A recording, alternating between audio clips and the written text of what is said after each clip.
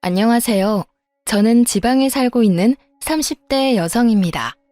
평소 사연을 듣기만 하다가 직접 제 사연을 소개하려고 하니 조금 떨려오는데요. 큰 용기를 내서 보내보는 사연이니 끝까지 함께 해주세요. 저는 남편과 소개팅 자리에서 처음 만났었어요. 생글생글 웃는 얼굴에 다정다감한 말투가 참 마음에 들었죠.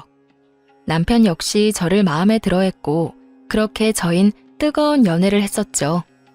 결혼은 당연한 수순처럼 연애 2년 만에 식을 잡았어요. 결혼하고 나니 남편은 제 생각보다 더욱 다정한 사람이더라고요. 평소 생리통이 심한 저를 위해 날짜를 체크하며 약을 먼저 준비해주는 것은 물론이고 기념이 아닌 날에도 이런저런 이유를 대며 데이트 신청을 하기도 했어요. 거기에다 퇴근길엔 가끔 제 생각이 났다며 꽃을 사오기도 했고요. 이런 남편의 단점을 굳이 뽑으라고 한다면 회사 일이 너무 바쁜 것이었어요.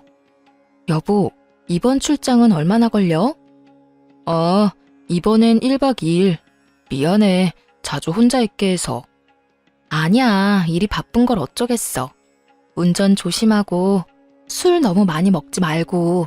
알겠지? 숙소 도착하면 영상통화할게. 영업직이란 직업 특성상 출장도 많고 접대 자리도 있어 불만이 있긴 했어요. 그래도 이렇듯 출장 시엔 숙소에서 영상통화는 물론이고 접대 자리에서도 자주자주 전화나 문자로 보고 아닌 보고를 해준 덕분에 늘 안심하고 기다릴 수 있었어요. 거기에다 평소에 워낙 잘하니 이쯤이야 대수롭지 않게 넘길 수 있는 문제가 되더라고요. 이런 저의 결혼 생활에 문제가 있다면 시댁이었어요. 결혼한 지 3년이 다 되어 가는데도 임신 소식이 전혀 없다는 것이 문제였죠. 시댁의 임신 압박 스트레스는 생각보다 더 힘들었고 결국 전 결혼 2년 차에 회사를 그만두고 본격적인 임신 준비를 위해 집에서 쉬기로 했죠. 그런데 집에서 쉬기 시작하니 더욱 시댁에서 저를 못 살게 굴더라고요. 왜 다들 아시죠? 뻑하면 시댁으로 불러 온갖 스트레스 덩어리를 주는 그런 시집살이. 저도 별반 다르지 않았어요. 처음엔 임신 압박으로 시작된 시집살이는 점점 갖은 트집을 잡으며 이유 없는 시집살이가 되어가고 있었어요. 전 이때껏 받아본 적 없는 스트레스에 시달리게 되었고 그런 상황에 견딜 수 없었던 저는 결국 남편이 극구 반대하던 병원 이야기를 다시 꺼내게 되었어요. 여보, 우리 아무래도 병원에 가보는 게 좋을 것 같아. 또 그 이야기야? 난 그렇게까지 당신 고생시켜서 아기 가지고 싶지 않다니까. 그냥 기다리다 보면 자연스럽게 생기겠지. 조금만 더 기다려보자, 응?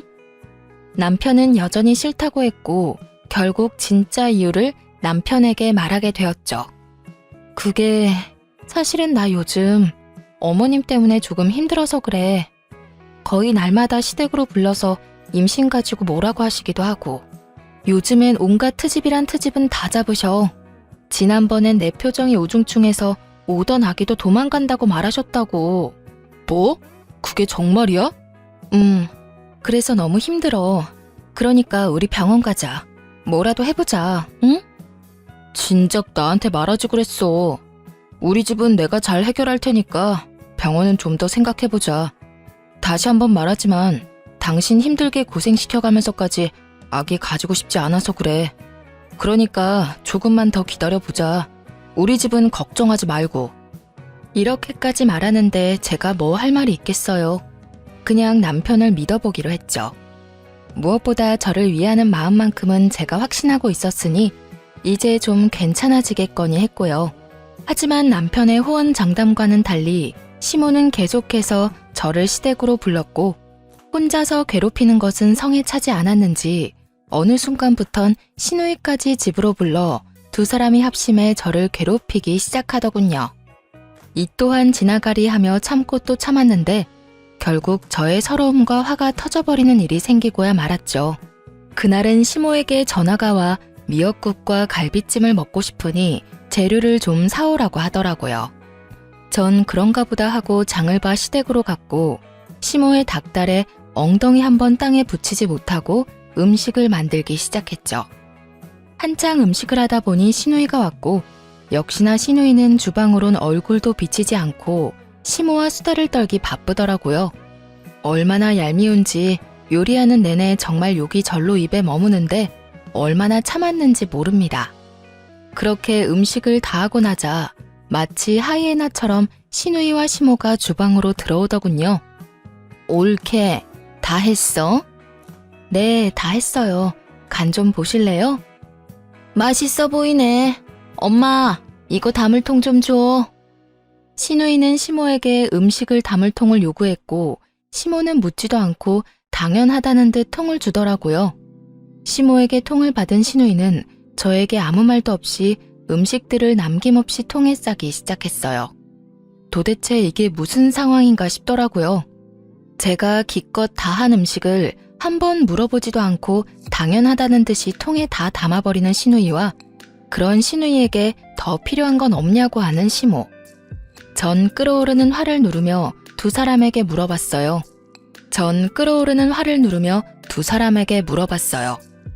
아니, 이걸 왜 다 챙겨가시는 거예요? 저의 물음에 시모는 이렇게 말하더군요. 아, 그게 오늘 우리 사위 생일이라서 내가 챙겨가라고 불렀다. 너도 알다시피 얘가 음식 솜씨가 없잖니. 시모의 말을 들은 저의 인내심은 더는 남아있지 않았고 어이가 없어 표정이 점점 썩어가고 있었어요. 그런 제 표정을 본 시누이가 어이없게도 시비를 걸어오더군요. 옳게, 표정이 왜 그래? 혹시 기분 나빠? 평소에 저였다면 당연히 아니라고 하며 어떻게든 분위기를 좋게 이끌려고 했겠지만 저의 인내심은 바닥이었고 할 말은 하고 살자 싶더라고요. 계속해서 참고 살았다간 이대로 호구되는 건 불보듯 뻔한 일이었으니까요. 혹시가 아니라 당연히 기분이 나쁘죠. 누가 이런 상황에 기분이 좋겠어요? 예상치 못한 저의 대답에 시누이는 당황한 기색을 내비치며 입을 다물어버렸고 그런 시누이를 대신해 시모가 저를 나무라기 시작하더군요. 예, 너 먹는 거로 치사하게 구는 거 아니다. 이딴 음식이야 다시 하면 되는 거지. 뭐 그런 걸로 기분이 좋네 나쁘네 하는 거니? 어머님, 제가 지금 음식을 가지고 가지 말라고 하는 게 아니잖아요. 어쩌겠어요. 이미 다 챙긴 음식을요. 가지고 가는 건 가지고 가는 거고 형님이 기분 나쁘냐고 물어서 저는 그저 솔직한 제 심정을 말한 것뿐이에요. 뭐? 그렇잖아요. 어머님이 제 입장이라면 기분 좋으시겠어요? 기껏 장 다 봐서 음식 만들었더니 고맙다, 미안하다 말 한마디 없이 이렇게 싹 챙겨가는데 거기에다가 아까 전화로는 어머님이 드시고 싶다고 했지 형님이 다 가지고 갈 거라는 말도 안 했잖아요. 제 입장에선 충분히 기분 나쁘지 않을까요? 그래서 기분 나쁘다고 말한 것뿐이니 음식은 다 가져가세요, 그냥. 꽤 당돌한 저의 태도에 두 사람은 벙찐 듯 저를 보더라고요. 그것도 잠시 신우는 노발대발 저에게 삿대질까지 하며 성질을 부리더군요. 내가 더럽고 치사해서 안 가지고 가. 옳게 그러는 거 아니다 진짜. 이깟 음식이 뭐라고 어른들한테 눈 부릅뜨고 기분 나쁜 티나 팍팍 내고. 그래서 정말로 가지고 가지 않았을까요? 그럴 리가요. 큰 소리치며 화를 내던 시누이는 제가 화장실을 잠시 간 사이 그 많던 음식을 국물 한 방울 남기지 않고 싹 챙겨갔더군요. 시누이가 집으로 돌아가고 난 후 시모는 기다렸다는 듯 저를 혼내기 시작했어요. 오늘은 네가 100번 1000번 잘못한 거야. 어떻게 시어머니하고 시누이한테 그렇게 인상을 쓰면서 기분이 나쁘다고 말할 수가 있니? 나 때는 정말 생각도 못한 일이다. 알겠니? 이때는 정말 대꾸하고 싶지도 않더라고요. 대꾸를 해봤자 이야기만 길어지고 욕만 더 먹겠지 싶어 입을 다물고 있으니 결국 또 시모의 입에선 지겹도록 들어온 임신 이야기가 흘러나오더라고요. 네가 그런 식으로 마음보를 쓰니 아기가 안 생기는 거야. 알겠어? 평소에 많이 베풀고 마음을 곱게 써야지 임신도 잘 되지. 말이 나왔으니까 하는 말인데 너희 노력은 하고 있니? 네, 매번 말씀드리지만 아기 저희도 원하고 있고 그만큼 노력도 하고 있어요. 그러니까 임신 이야기는 좀 그만하시면 안 될까요? 스트레스 받으면 임신이 더 안 된다고들 하잖아요. 안 할 수가 있어야 안 하지. 너희 병원이라도 가봐야 하는 거 아니야? 에휴, 다른 집 애들은 임신만 잘 된다고 하던데 우리 아들이 문제가 있을 리는 없고. 너 검사는 해봤니? 너한테 문제 있는 거 아니니? 그러지 말고 너 혼자 병원 좀 가보렴. 혼자 가기 그러면 내가 따라가 줄 테니 예약부터 좀 잡아봐. 저에게 문제가 있다고 확신에 차서 말하는 시모를 보던 전 결국 다시 화가 터져버렸고 입이 시원하게 터져버린 저는 시모에게 따지고 들었습니다. 어머님, 혹시 아범 전화 못 받았어요? 아범이 전화한다고 했는데요. 전화? 무슨 전화? 아니, 여기서 우리 아들 이야기가 왜 나오니? 나올만 하니까요. 저도 어머님 말씀처럼 병원이라도 가보려고 했는데 어머님 아들이 한사코 싫다고 거부해서 이러지도 저러지도 못하고 있다고요. 저라고 손 놓고 있고 싶어서 이러고 있는 줄 아세요? 어머님, 임신 안 돼서 제일 힘든 사람은 저라고요, 저. 우리 아들이? 왜 그랬지? 너 혹시 거짓말 하는 거 아니니? 제 말이 거짓말인지 아닌지는 그렇게 사랑하시는 아들한테 직접 전화해서 물어보면 되는 일이지 않을까요? 그러니까 이제 임신 가지고 저한테 그런 식으로 말씀하지 마시고 아범한테 말씀하세요. 자세한 이야기도 아범한테 들으시고요. 이렇게 계속 스트레스 받다간 어머님 말씀대로 오려던 아기도 도망가게 생겼으니까요. 그야말로 제 입에선 울분이 터져나오고야 말았고 더는 저를 건드리면 안 되겠다는 현명한 판단을 한 시모는 헛기침을 해대며 말을 돌려버리더군요. 너는 왜 소리까지 지르고 그러니? 그냥 좋게 좋게 말하면 될 것을. 그나저나 비가 오려나 무릎이 왜 이렇게 아픈 줄 모르겠구나. 넌 어디 아픈 데는 없니? 감기 조심해. 요즘 감기가 유행이라더라. 이미 마음이 상해버린 저는 시모의 말에 대답도 하지 않았고 그렇게 기분이 잔뜩 상한 채로 집에 돌아와 남편을 기다렸어요.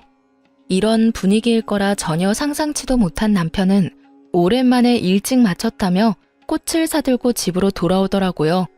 기분이 상할 대로 상해버린 터라 꽃으로 마음이 풀릴 리 없었던 저는 남편을 보자마자 따져 묻기 시작했어요. 여보, 어머님한테 전화 안 드렸어? 당신이 알아서 해결한다고 했었잖아. 잘 설명한다며. 깜빡했다. 왜?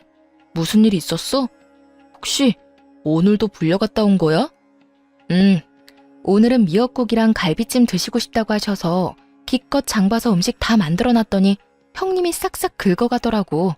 그래서 이게 뭐 하는 경우인가 싶었더니 아주버님 생일이라서 나한테 음식 만들라고 했더라고. 뭐? 누나 진짜 미친 거 아니야? 자기 남편 생일 음식을 왜 당신한테 만들래? 거기서 끝인 줄 알아? 기분 나쁘냐고 하길래 기분 나쁘다고 했다고 혼나고 형님 가시고 나니까 임신 못한다고 또 혼나고. 나 진짜 힘들어 여보. 요즘엔 내가 이렇게 혼만 나려고 당신이랑 결혼했나 이런 생각까지 들려고 그래. 진짜 미안해. 내가 요즘 회사 일로 바빠서 깜빡했어. 내가 이번엔 정말 잊지 않고 잘 해결할 테니까 마음 좀 풀어. 앞으로 그런 말 듣지 않도록 할게. 그래, 당신이 싫다고 해서 병원도 못 가는 거니까 병원 이야기, 임신 이야기 나오지 않게 중간에서 잘 이야기 좀 해줘. 남편은 제 말에 다시 한번 미안하다며 저를 잘 달래주었고 저는 그런 남편을 한 번 더 믿어보기로 했습니다. 그날 이후 남편은 잘 이야기했는지 저는 임신에 대해선 아무 이야기가 없긴 하더라고요. 그렇다고 해서 시집살이가 아예 사라진 건 아니었어요. 임신 압박만 없을 뿐이지 여전히 절 불러다 이런저런 일을 시키며 시집살이를 시키고 있었어요. 하지만 그럴 때마다 남편이 저를 잘 보듬어주고 잘 대해주고 있어 그 정도는 사랑하는 남편을 위해 참을 수 있다는 생각이 들더군요. 거기에다 미역국 사건 이후 저도 마냥 참으며 당하고만 있지는 않던 터라 몸은 고단해도 속은 시원할 때도 있긴 했어요. 물론 그런 저의 당돌한 행동이 때론 시모의 화를 돋우기도 했지만 대부분 시모가 목덜미를 잡았으니 뭐 나름 만족스럽기까지 하더군요. 그렇게 나름대로 시원한 상황을 보내던 어느 날, 다른 날과는 달리 시모에게서 새벽부터 전화가 오더라고요. 전 당연히 자고 있었고 제 전화를 남편이 대신 받게 되었죠. 여보세요? 꼭두 새벽부터 무슨 일이야, 엄마? 남편의 목소리엔 짜증이 가득했고 방이 조용하니 시모의 당황한 목소리가 들려오더라고요. 아, 그게 네 처는 어쩌고 네가 이 전화를 받아? 시간이 몇 시인데 자고 있지. 나한테 말해. 일어나면 전해줄 테니까. 그게 그냥 중요한 건 아니고.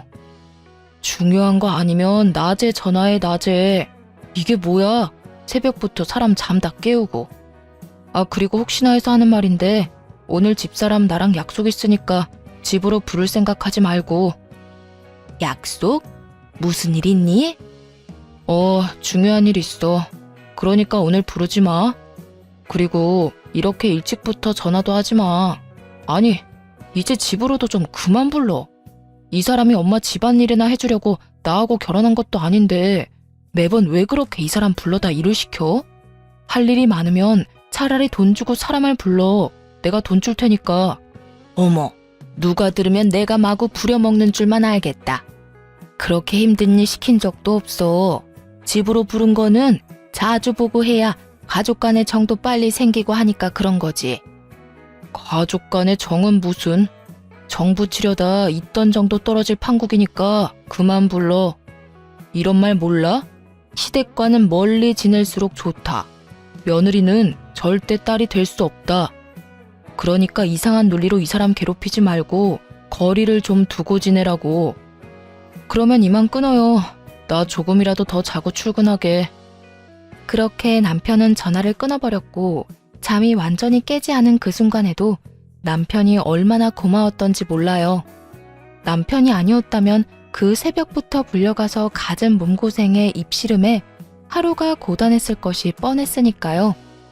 어쨌든 남편 덕분에 시댁을 가지 않아도 됐던 저는 간만에 늦잠까지 자고 일어나 상쾌한 기분으로 남편 회사로 찾아가기로 했어요. 남편과 밖에서 점심을 먹은 지도 오래된 것 같기도 했고 무엇보다 남편을 깜짝 놀라게 해주고 싶기도 했으니까요. 그래서 오랜만에 화장도 하고 가장 아끼는 옷을 입고선 남편의 회사로 향했죠. 그런데 그런 저의 발걸음이 제 인생을 송두리째 바꿔버리고 말았습니다. 남편의 회사로 향하는 길, 저는 혹시나 하는 마음에 남편에게 전화를 걸어보았지만 남편은 전화를 받지 않더라고요. 불안한 마음이 들긴 했지만 아침까지만 해도 외근을 나갔다는 말이 없기도 했고 늘 외근을 나갈 때면 연락을 해줬던 터라 그냥 남편의 회사로 계속 향했죠. 이윽고 남편의 회사 앞에 도착했고 전 다시 한번 남편에게 전화를 걸었어요. 남편은 전화를 받지 않고 있었고 아무래도 바쁜 것 같아 돌아서려는 순간 남편이 회사에서 급히 나오고 있더라고요. 그 순간에도 저는 남편에게 거는 전화를 끊지 않고 있었는데 남편은 휴대전화를 확인하고도 전화를 받지 않고 그냥 주머니에 넣어버린 채 발걸음을 재촉하며 어디론가 가고 있더군요. 저는 남편의 뒤를 필사적으로 뒤쫓고 있었고 바쁘게 걷던 남편은 이윽고 어느 차에 빠르게 올라타더군요. 남편이 탄 차가 출발하는 그 짧은 찰나에 전 보고야 말았어요. 운전을 하던 사람은 여자였고 환하게 웃고 있는 그 여자와 남편은 그 찰나의 순간 포옹을 나눈 후 손을 맞잡는 모습을요. 워낙 순식간에 그리고 너무나도 충격적인 광경에 도저히 뒤쫓을 생각조차 못한 채 그 자리에서 굳어버렸어요. 제가 그렇게 굳어있는 사이 두 사람이 탄 차는 제 시야에서 사라지고 없더군요. 아무리 생각해도 믿기지 않았어요. 제 두 눈으로 확인했지만 믿고 싶지 않았죠. 꿈에서도 남편의 외도는 상상조차도 해본 적이 없기도 했고 그간 남편에게서 그런 낌새도 느끼지 못했던 터라 그 충격이 더욱 컸죠. 누가 상상이나 했겠어요? 출장이 잦긴 했지만 늘 자기 전엔 숙소에서 이불을 덮고 영상통화를 했었고 때론 제가 귀찮다고 느껴질 정도로 어디를 가나 사진을 찍어 보내주곤 했으니까요. 그것뿐인가요? 시댁과의 마찰에서도 늘 제 편이었고 혹시나 제가 힘든 일이 생길까 싶어 굳이 말하지 않아도 스스로 나서 저의 방패막이 역할을 해주곤 했던 남편이었는데 그런 남편이 외도를 저지르고 있다니 정말 상상도 못한 상황이었어요. 그 자리에 한참을 서 있었다가 집으로 돌아왔죠. 집으로 돌아온 저는 제가 본 광경을 떠올리고 또 떠올렸지만 아무리 떠올려봐도 믿을 수가 없었어요. 지금 생각하면 참 바보 같지만 그때는 차라리 제 두 눈이 이상한 거라고 믿고 싶기도 했으니까요. 하여튼 전 더 확실히 확인할 필요가 있다고 생각했고 남편을 기다렸어요. 그날 저녁 남편은 집으로 돌아왔고 전 아무것도 모르는 척 남편에게 물어보았어요. 여보, 오늘 왜 전화 안 받았어? 그게 오늘 갑자기 거래처 사람 만나야 할 일이 생겨서 정신이 없었어. 중요한 거래처였거든. 아, 그랬어? 난 또 전화 안 받길래 무슨 일 있는 줄 알았지. 당신도 참. 내가 회사에서 무슨 일 있을 게 뭐 있어. 당신이야말로 무슨 일 있었어? 전화 여러 통 한 것 같던데. 아니, 그냥 오랜만에 당신이랑 점심이나 먹을까 했지. 밖에서 점심 같이 한 지 오래된 것 같아서 말이야. 생각해보니 그렇네. 다음에 점심 먹자. 내가 좀 한가한 날 연락할게. 그래, 피곤할 텐데 먼저 자. 대충 얼버무리며 상황을 넘긴 저는 남편이 잠들기만을 기다렸고 남편이 깊이 잠이 든 것을 확인한 저는 휴대전화를 살펴보기로 했어요. 하지만 남편의 휴대전화는 잠긴 상태였고 아무리 머리를 굴려봐도 도저히 풀 수가 없더군요. 그래서 전 며칠 동안 남편이 휴대전화를 만질 때마다 티 안 나게 신경 써서 관찰했죠. 그렇게 3일 노력한 끝에 비밀번호를 알게 되었어요. 그렇게 열리게 된 판도라의 상자는 정말 충격의 연속이었습니다. 우선 상간녀의 정체는 다름 아닌 거래처 사람이었고 두 사람은 한두 달 짧게 만난 사이가 아닌 좋기 1년은 넘은 사이더군요. 거기서 끝이 아니었어요. 남편은 틈틈이 업소도 다니고 있는 듯 했는데 적어도 한 달에 한두 번은 예약한 문자가 남겨져 있더라고요. 그 모든 것이 충격적이긴 했지만 그중 가장 충격적이었던 건 당연히 상간녀와의 대화였어요. 자기야, 우리 이러다 나 임신이라도 덜컥하면 어떻게 해? 그런 걱정은 하지도 말라니까. 어떻게 걱정을 안 해? 나 자기한테 말을 안 해서 그렇지. 생리 날짜 밀릴 때마다 불안해서 미칠 것 같단 말이야. 자기야, 진짜 걱정 안 해도 돼. 사실 나 결혼하기 직전에 정관 수술했어. 난 아기 생각이 전혀 없는데 결혼하면 아기가 생길 수밖에 없을 것 같아서 와이프 몰래 정관 수술해버렸어. 그러니까 그런 걱정은 안 해도 돼. 정말? 다행이긴 한데 자기 와이프 불쌍하다. 자기 집에서 임신 가지고 장난 아니게 뭐라고 한다며. 자기 와이프는 아무것도 모르고 임신 안 된다고 혼자 끙끙거리고 있을 거 아니야? 그래서 내가 우리 집엔 임신 문제로 이야기 꺼내지 말라고 했지. 그 문제는 우리가 알아서 한다고 말이야. 요즘 같은 세상에 굳이 왜 애를 낳아야 하는지 난 이해가 안 돼. 난 자유를 누리고 살고 싶다고. 그런데 애가 있다고 생각해봐. 자유가 되겠어? 상상만 해도 너무 싫어. 그게 무슨 고생이야. 밖에선 돈 번다고 힘들고 집에 들어가선 애랑 마누라 본다고 힘들고 안팎으로 그게 무슨 고생이냐고. 그야말로 억장이 무너지더라고요. 되지도 않을 임신해보겠다고 그간 열심히 다녔던 회사까지 그만두고 노력하고 있는데 남편이란 인간은 밖에서 온갖 더러운 짓과 함께 저 몰래 수술까지 했다뇨. 그러면서 집에 와서는 세상에 둘도 없는 다정한 남편인 척 연기한 그간의 행실이 떠오르며 온몸에 소름이 돋더군요. 남편의 휴대전화를 살펴보며 이혼을 마음먹게 되었고 이혼 시 확실한 증거를 위해 남편에게 사람을 붙이게 되었습니다. 그렇게 때를 기다리며 복수를 계획하고 있는데 남편의 출장 소식이 들려오더라고요. 얼마나 기뻤는지 몰라요. 그 출장은 외도 여행임이 분명했으니까요. 그렇게 내적 기쁨으로 설레는 나날들을 보내고 있는데 한동안 조용하던 시모에게서 또 연락이 오더라고요. 아가, 오늘 바쁘니? 들어보니 우리 아들 출장 갔다고 하던데 그게 바쁜 일 없지? 뭐 때문에 그러시는데요? 다름이 아니라 저번에 네가 해준 갈비찜이 너무 맛있어서 그러는데 오늘 와서 좀 더 해주면 안 될까? 갈비찜이요? 그래, 갈비찜. 그거 하는 김에 잡채랑 전복구이 그리고 전 3가지 정도도 간단하게 해주렴. 급하니까 지금 바로 장 봐서 오려무나. 제가 바보가 아닌 이상 알 수 있더군요. 이번에도 신우이의 짓이구나 하고요. 누가 들어도 잔치 음식임을 알 수 있었고 또 내 손을 빌려 신우이의 시댁어른 중 한 명의 생일상을 차리려고 하는구나 하고요. 그렇게 전 100% 신우이가 필요한 것이라 확신했고 알겠다고 말하고선 장을 봐 시댁으로 갔어요. 시댁에 들어서는 저의 예상대로 신우이는 소파에 앉아 TV를 보고 있었고 저를 보고서도 인사조차 하지 않더군요. 이번에도 음식을 다 만들었다 싶으니 신우이는 주방으로 슬금슬금 들어와 고맙다는 말 한마디 없이 음식만 쏙 챙겨가 버리더군요. 저 역시 기대도 하지 않았던 터라 그냥 그렇게 신우이를 보내주었고 저 역시 집으로 돌아가기 위해 가방을 챙기니 시모가 득달같이 다가와 닥달하더라고요. 너 뒷정리는 안 하니? 주방을 저꼴로 만들어 놓고 그냥 가면 뒷정리는 누가 해?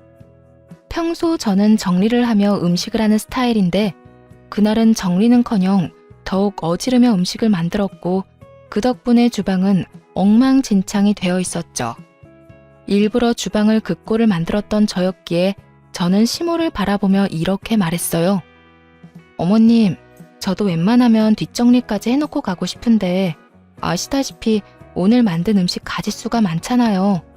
그래서 그런지 몸살이 오려나 몸이 으실으실한 게 금방이라도 쓰러질 것 같아서요. 그러니까 뒷정리는 어머님이 좀 해주세요. 그럼 저는 먼저 가볼게요.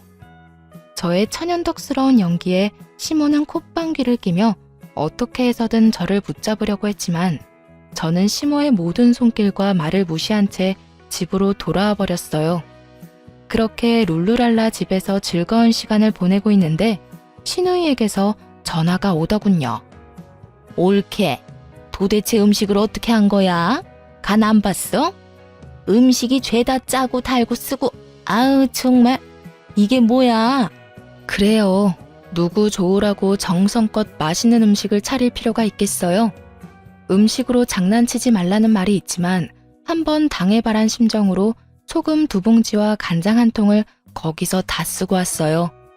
당연히 사람이 먹을 만한 음식이 아니었는데 여우 같은 신우는 당당하게 자신이 요리했다고 시댁에 가져간 거였죠. 간도 하나 안 보고 말이죠. 자기가 직접 요리한 척 연기한 가증스러운 신우에게 한마디 건넸어요. 그렇게 잘하면 형님이 직접 하시지 그랬어요? 뭐? 지금 그걸 말이라고 해? 이딴 식으로 할 거였으면 내가 했지. 왜 한다고 나서서 이런 망신을 당하게 해? 아니, 해달라고 한 사람이 누군데 이제 와서 제 탓을 하세요? 저는요, 해달라고 해서 해준 것뿐이지 맛있게 한다는 말은 한 적이 없다고요. 제 말에 약이 오를 대로 오른 신우이는 언성을 높이며 화를 내기 시작하더라고요. 야, 너 말 다 했어? 너 일부러 이딴 식으로 만들었구나. 일부러 그랬다. 오냐오냐 해주니까 내가 무슨 혹은 줄 알았나 본데. 야, 앞으로 네 식구들 입으로 들어갈 음식은 네 손으로 직접 해먹여. 자신 없으니 네 엄마 시키던가. 어디서 이거 해라 저거 해라 시켜먹고 난리야? 뭐? 너 진짜 미쳤어? 나한테 이딴 식으로 굴고도 무사할 줄 알아? 아이고 무서워라. 너무 무서워서 온몸이 다 떨리네. 야, 너 진짜 이딴 식으로 나올 거야? 이딴 식으로 나올 거니까 더 험한 말 듣고 싶지 않으면 전화하지 마. 다시 한번 이딴 일로 나한테 연락하면 나도 진짜 가만 안 있을 거니까. 내가 네 잘난 그 시댁에 연락해서 당신네 며느리가 사실은 아무것도 할 줄 모르면서 그저 머릿속엔 돈밖에 모르는 머리 빈년이라는 사실 다 알려버릴 테니까. 알겠어? 저의 으름장에 시누이는 갖은 욕설로 대응하고 나섰지만 더 들을 가치도 없다고 판단된 저는 그냥 전화를 끊어버렸어요. 그리고 몇 분이나 지났을까요? 이번엔 시모에게서 전화가 오더라고요. 너 진짜 제정신이니? 음식을 일부러 그따위로 한 것도 모자라서 네 시누이한테 막말까지 했다고? 네가 시댁을 어떻게 보길래 그딴 짓거리를 해? 얼마나 우리 집안을 우습게 보고 있으면 겁없이 그딴 짓을 벌이냐고. 오는 말이 곱지 않았으니 나가는 말이 곱지 않았던 건 당연한 거 아닐까요? 뭐? 승연이가 너 제정신 아닌 것 같다고 하더니 정말 미친 거니? 정신 차려.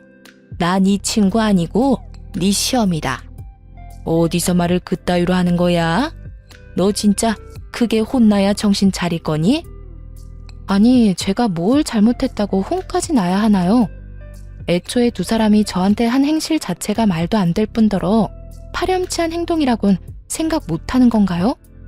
제가 그 집 노예도 아니고 틈만 나면 불러서 시켜먹는 것도 모자라 형님 시댁 잔치 음식까지 시키는 건 정말 도를 지나치는 행동 아닌가요? 제가 무슨 그 집 종인가요? 가족끼리 서로 도울 수도 있는 거지 뭘 그렇게까지 비하하고 난리니? 비하요? 정말 그렇게 생각하세요? 그럼 제가 저희 친정 부모님 생신날 형님 불러다 음식 시켜도 괜찮겠네요. 어머님 말대로 가족끼리 돕는 거니까요. 마침 곧 있으면 저희 아빠 생신인데 그때 그럼 부탁 좀 드리면 되겠어요. 뭐? 그건 경우가 아니지. 어디 손이 사람을 불러다 친정 잔치상 차리는 걸 시켜? 그런 경우가 세상에 어디 있니? 그러니까요. 이제 제 입장이 이해가 되세요? 그러니까 다신 이런 일로 저한테 연락하지 마시고 저 역시 시댁에 다신 발걸음도 안 할 거니 부르지도 마세요. 이혼할 마음을 먹고 나니 더는 부당한 대우를 참아줄 필요도 이유도 없었기에 전 그간 하고 싶었던 말을 토해내고 전화를 끊어버렸어요. 일방적인 끝맺음에 시모는 득달같이 전화를 해댔지만 전 사뿐히 그 전화들을 무시해버렸습니다. 다음 날 전 다음 계획이었던 상간녀의 남편을 만났어요. 흥신소에서 조사한 바론 상간녀는 유부녀의 자녀까지 있었고 그랬기에 저는 상간녀의 남편에게 모든 사실을 알리기로 한 것이었죠. 저는 상간녀의 남편에게 충격적인 사실을 알렸고 상간녀의 남편 역시 충격이 큰 듯 보였지만 아무래도 자녀들이 있으니 애써 현실을 부인하며 고민을 하는 것 같더군요. 혹시 지금 출장 가지 않았나요? 그걸 어떻게... 혹시 그럼... 네, 저희 남편도 출장 갔거든요. 뭐 급하게 잡힌 2박 3일 출장이라고 하던데요. 이로써 저의 예상대로 두 사람은 출장이 아닌 외도 여행을 떠난 것이 확실해졌고 상간녀의 남편은 이때까지와는 다른 잔뜩 화가 난 표정으로 입을 열었습니다. 사실 지금 애가 독감이 걸려서 심하게 아프거든요. 열이 39를 오가고 있는데 저도 회사를 빠질 수 없는 처지라 부모님께 맡겨뒀고요. 애가 그렇게 아픈데 그 여자는 자기 자식도 내팽개치고 출장을 핑계로 그딴 짓이나 저지르고 있었네요. 애 때문에 망설여졌는데 이런 상황이면 애 때문에 이혼을 해야겠어요. 상간녀 남편은 마음을 굳힌 듯했고 전 참 대단하다는 생각만 들더군요. 남자가 얼마나 좋았으면 배 아파서 낳은 제 새끼가 열이 39도라는데 그런 새끼를 내팽개치고 외도 여행을 떠날 수 있나 싶어서요. 참 대단한 사랑이다 싶더군요. 그렇게 전 두 사람의 대단한 사랑을 확인하며 모든 준비를 끝냈고 두 사람은 여행에서 돌아왔습니다. 전 우선 모든 외도 증거들을 챙겨 상간녀의 회사로 찾아갔고 저의 등장에 상간녀의 눈빛이 쉴 새 없이 흔들리더라고요. 전 망설이지 않고 당황한 상간녀에게 다가가 동료들이 다 보는 앞에서 추악한 모습이 찍힌 사진들을 내밀며 말했어요. 좋았니? 남의 남편이랑 시시덕거리면서 만나고 다니니까 좋았냐고. 그게... 일단 나가서 이야기해요. 상간녀는 저의 팔을 잡아 끌었고 전 그런 상간녀의 손길을 뿌리치며 소리를 질렀어요. 나가긴 뭘 나가. 여기 구경꾼도 많고 좋은데. 제발 나가서 이야기하면 안 될까요? 되겠니? 왜? 남의 남편이랑 출장 핑계대고 제주도 여행이나 다닐 때는 이런 상황이 올 거라 생각도 못했어? 2박 3일 외도 여행이라 행복했겠더라. 그런데 제주도까지 갔는데 2박 3일은 너무 짧지 않았니? 왜? 한 일주일은 있다가 오지 그랬어. 아픈 애까지 내팽개치고 여행 갔으면 그 정도는 있다 왔어야 하지 않나? 제 말에 상간녀는 깜짝 놀라며 저를 잡아 끌었고 동료들은 경악을 금치 못하고 있더라고요. 상황이 그렇게 되자 상간녀는 도리어 흥분을 하며 저를 더욱 거칠게 잡아 끌었고 전 그런 상간녀의 손을 뿌리치고 뺨을 때려버렸습니다. 손대지 마. 어디 더럽게 자꾸 잡아 끌어? 저에게 한 대 맞은 상간녀는 눈이 돌아버린 듯 노발대발하며 저에게 달려들더라고요. 네가 뭔데 날 때려? 네가 도대체 뭔데 날 때리냐고. 남편 간수 못한 네가 잘못이지 내가 뭘 잘못했다고 날 때려? 상간녀의 입에선 쓰레기 같은 말들이 쏟아지고 있었고 전 더는 대화라는 걸 할 가치를 못 느끼겠더라고요. 이미 충분히 뜻하던 바를 이루었다는 생각이 들기도 했고요. 그래서 전 마지막 말을 해주고선 집으로 돌아왔습니다. 그렇게 당당하다니 변호사나 잘 선임해. 나 너한테 상간녀 소송 걸 거거든. 증거 충분하고 잘 알다시피 나 시간도 많아. 내가 어떻게 해서든 네 눈에서 피눈물 나게 해줄 테니까 각오 단단히 하고 법원에서 보자. 상간녀의 표정은 끝까지 당당했고 전 그런 상간녀를 뒤로한 채 집으로 돌아왔어요. 집으로 와 화를 삭히고 있으니 남편 역시 상간녀의 남편에게 호되게 당했는지 엉망이 된 꼴로 집으로 들어오더라고요. 남편은 오는 길에 상간녀에게 모든 사실을 들었는지 저를 보자마자 무릎 꿇고 앉아 손이 발이 되게 빌기 시작하더군요.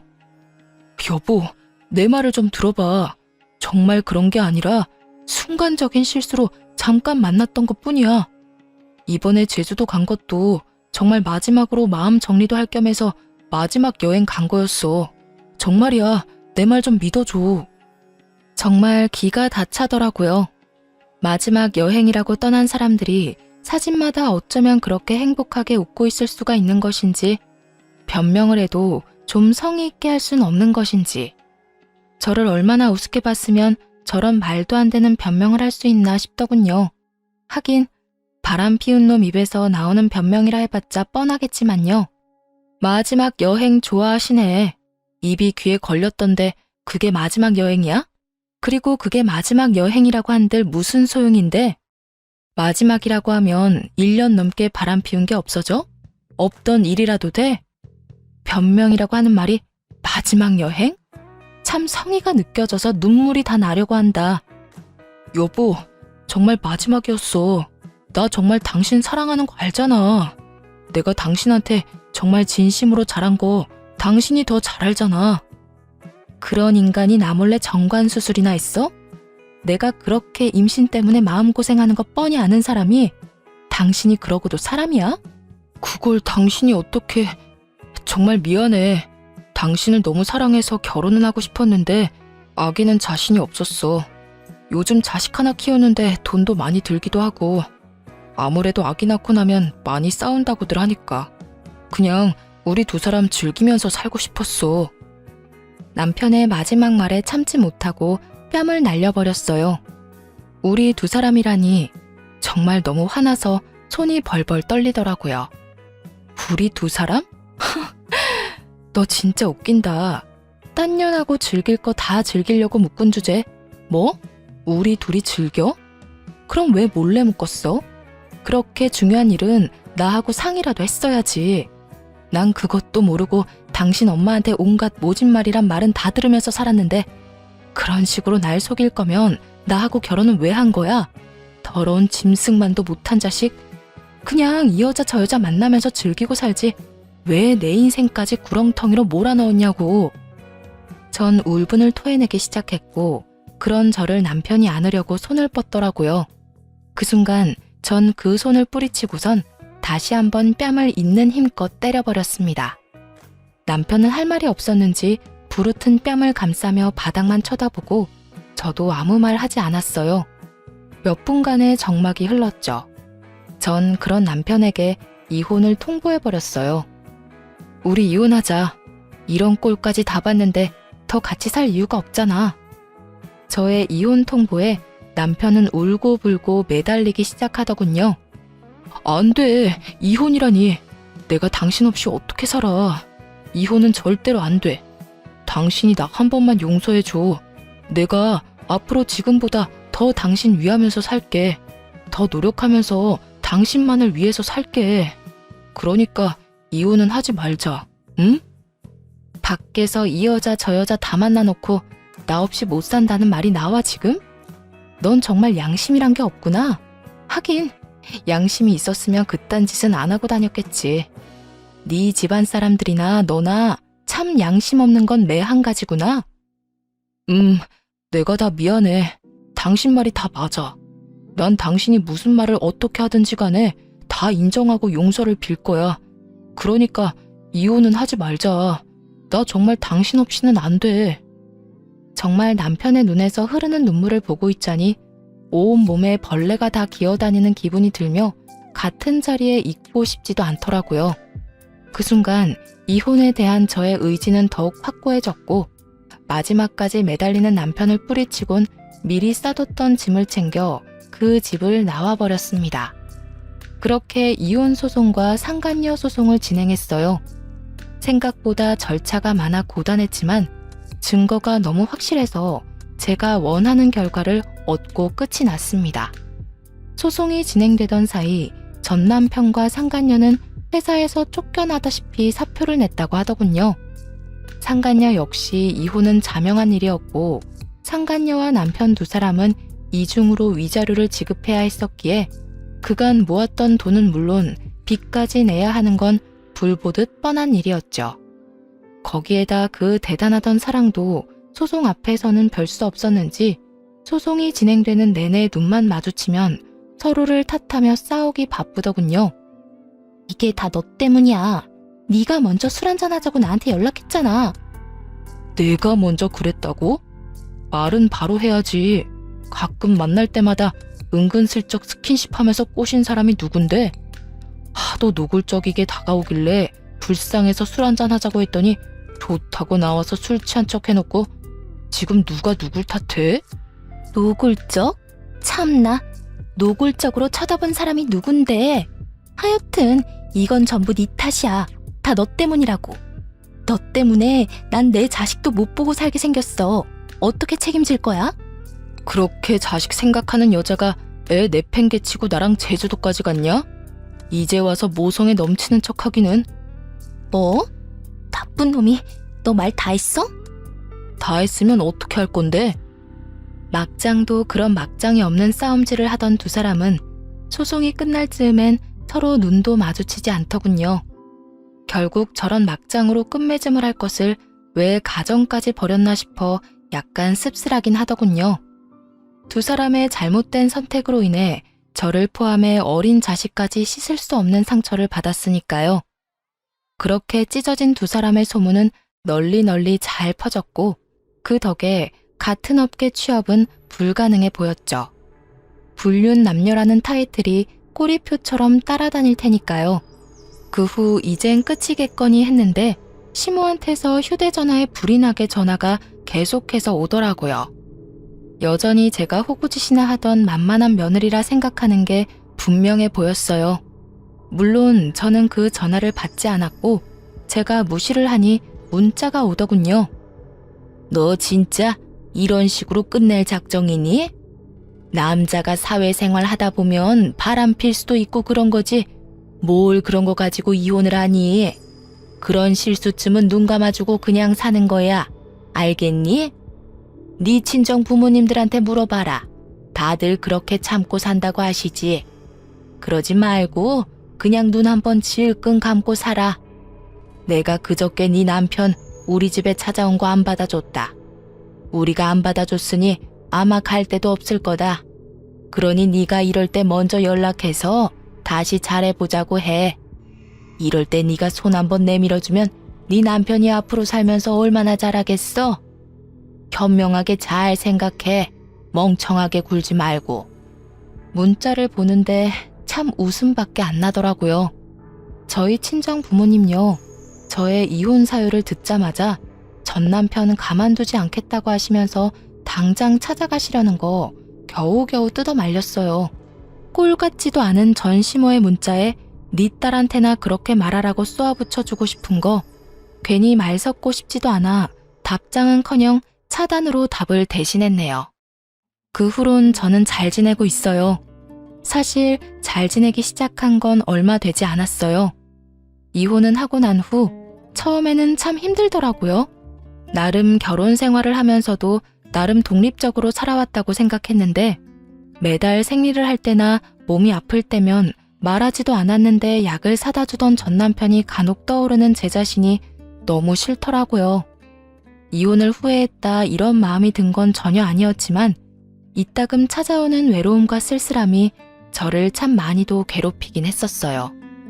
하지만 시간이 약이라는 말이 있듯이 차츰차츰 전 괜찮아졌고 얼마 전엔 취업도 했어요. 전에 다니던 회사는 아니지만 꽤 괜찮은 회사에 취업하게 되어 하루하루 바쁘지만 온전히 저를 위한 시간을 보내며 잘 지내고 있답니다. 새로운 보금자리는 위자료 받은 걸로 해결했어요. 덕분에 시간적으로나 금전적으로나 조금은 여유로운 생활을 하고 있어요. 처음 이혼을 하고 난 후 밖에서 혼자 밥 먹는 것이 참 어색하고 힘들었는데 요즘엔 혼자 식당도 잘 다니고 혼자 조용한 카페에 가서 책도 읽으며 시간을 보내기도 해요. 하여튼 요즘은 힘들다, 슬프다 이런 감정을 느낄 새도 없이 하루하루 행복하고 알차게 지내며 나름 만족스러운 삶을 살아가고 있답니다. 이로써 저의 이혼 사연은 끝이 났습니다. 많은 조언과 응원 부탁드리며 지금까지 저와 함께 해주셔서 감사합니다. 좋은 하루 되세요.